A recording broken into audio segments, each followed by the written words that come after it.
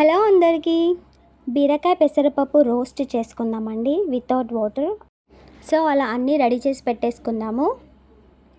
Next గిన్నెలో oil పోసేసుకొని oil heat అయ్యాక first ఆవాలు వేసినాక ఆవాలు చిటపట అన్న తర్వాత జీలకర్ర వేసుకుందాము. తర్వాత మిరపకాయలు వేసేసి వేయించుకుందాము. తర్వాత ఆనియన్స్ ఎలాగో బ్రౌన్ అవ్వాల్సిన అవసరం లేదు. ఎక్కువ ఆనియన్స్ ఉంటే నేను సాల్ట్ వేస్తాను, లేకపోతే వేయను. సో కరివేపాకు వేసేసిన, కరివేపాకు కూడా ఫ్రై అయ్యాక అలా పసుపు వేగినాక అల్లం వేసుకుందాము. అల్లం ఫ్రై అయ్యాక పెసరపప్పు వేసుకొని పెసరపప్పు ఆయిల్ ఫ్రై చేయాలి.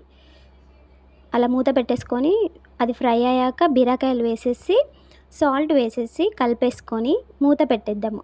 సో ఇదే బీరకాయలు చాలా వాటర్ వస్తాయండి. ఆ వాటర్ తోటే మనకి కర్రీ అయిపోతుంది. సో మనకి అది ప్లస్ పాయింట్ ఎప్పుడు బీరకాయతో.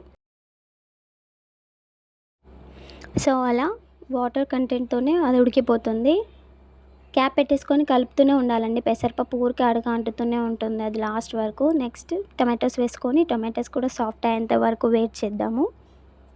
కలుపుతూనే ఉండాలండి ఎప్పుడు పెసరపప్పు రోస్ట్ అంటే చాలా అడుగు అంటుతుంది. కారం వేసుకున్నాము. ఇక లాస్ట్లో కారం కూడా ఉడికేంత వరకు కలిపేసుకొని కొత్తిమీరాకు కూడా వేసేసుకొని కొత్తిమీరాకుతో పాటు కాసేపు రోస్ట్ చేద్దాము. నెక్స్ట్ సర్వింగ్ బౌల్లో తీసేసుకొని సర్వ్ చేసుకుంటే చాలా రుచిగా ఉంటుంది.